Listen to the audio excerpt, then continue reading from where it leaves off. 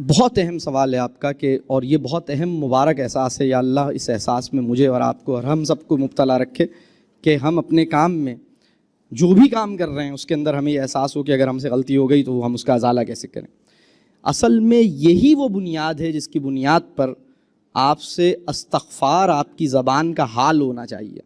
یہ جو آپ سوچئے ہم نماز پڑھتے ہیں، نماز پڑھنے کے بعد جو سب سے مستحب اور سمجھ لیجئے بڑی اہم تسبیح آپ کو سلام پھیرتے ہی کیا کہتے ہیں آپ، مطلب جو جس کا بڑا مرتبہ ہے کہ آپ یہ کلمہ ادا کیجئے، استغفر اللہ، اللہ اکبر، استغفر اللہ، استغفر اللہ، استغفر. آپ یہ کہتے ہیں، کیوں کہتے ہیں آپ نے کوئی گناہ کیا ہے؟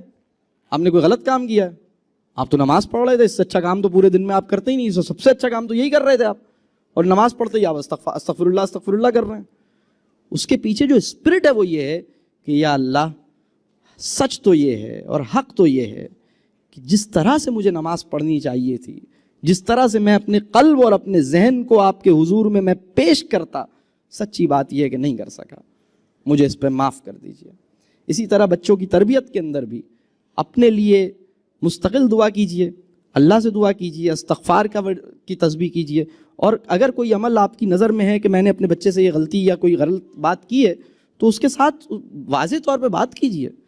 ہمیں اپنی زندگی میں کم از کم ایک دفعہ اپنے بچوں سے، بلکہ ایک دفعہ سے زیادہ کہنا چاہیے کہ میرے بچوں، اگر تمہاری تعلیم و تربیہ میں مجھ سے کوئی کسر رہ گئی ہے یا کمی بلکہ رہ گئی ہے، سچی بات یہ ہے کہ بہت سی میری غلطیاں اور کمزوریاں رہی ہوں گی، میرے بچوں اللہ سے دعا کرو کہ اللہ مجھے معاف کر دے. اللہ سے دعا کرو کہ تعلیم و تربیہ کے عمل میں، تمہاری تعلیم و تربیہ کے عمل میں تم بڑی ہو گئی ہو، تمہاری شادی ہو گئی ہے، تم بڑے ہو گئے ہو، مجھ سے جو تمہاری تعلیم و تربیہ کے عمل میں بہت سی غلطیاں ہوئیں، میں نادان تھا، مجھے چیزیں واضح نہیں تھیں.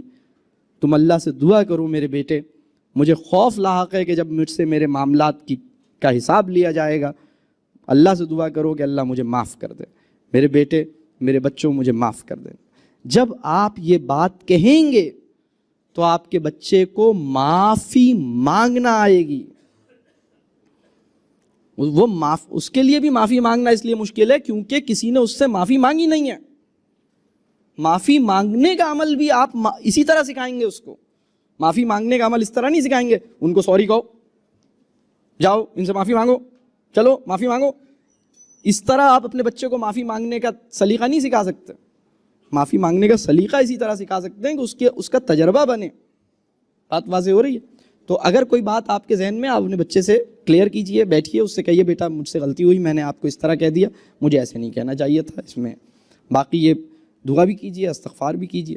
یہ جو احساس ہے کہ میں اس کام کا حق ادا نہیں کر پا رہا، اور یہ جو جذبہ ہے کہ کاش میں اس کام کو اپنی بہترین انداز سے انجام دوں، یہ دونوں کیفیات مومن کی شان ہے. دونوں کیفیات ہمارے دل کے اندر ہونی چاہیے. کمانا سیکھنے کے لیے ہم نے 10-12 سال محنت کی ہے. باس کی خوشنودی حاصل کرنے کے لیے ہم نے 5 سال کا MBA کیا. اگر کوئی ڈینٹسٹ ہے تو اس نے دوسروں کے دانت صاف کرنے کے لیے 2 سال 4 سال لگائے ہیں. قلب کا تزکیہ کرنے کے لیے اس کو 10 منٹ میں بھی نہیں لگائے اس نے. ہم سب پہ لازم ہے. تعلیم و تربیہ کا علم حاصل کرنا ہر مسلمان پہ فرض ہے، اس لیے کہ اس کی یہ ذمہ داری ہے کہ وہ خیر کی بات آگے پہنچائے، اپنی اولادوں کی بہترین تربیہ کرے. تو اس کے لیے ڈھونڈیے، اس کے لیے انشاءاللہ اللہ نے چاہا تو. باقی آپ کے بہت سارے دیکھیں، اگر آپ کے سوالات موجود ہیں تو یہ خوش آئند بات ہے، یہ اچھی بات ہے کہ اللہ آپ کے ذہن میں سوالات ایگزسٹ کرتے ہیں، تربیہ کے حوالے سے آپ کی فکر ایگزسٹ کرتی ہے. اللہ سے دعا کیجئے کہ اللہ آپ کو علم نافع عطا کرے اور آپ کے سوالات کے صحیح جوابات تک آپ کو پہنچائے. انشاءاللہ تعالی اللہ اس بات پہ قادر ہے کہ آپ کے اندر فہم پیدا کرے، آپ کو کلیئرٹی عطا کرے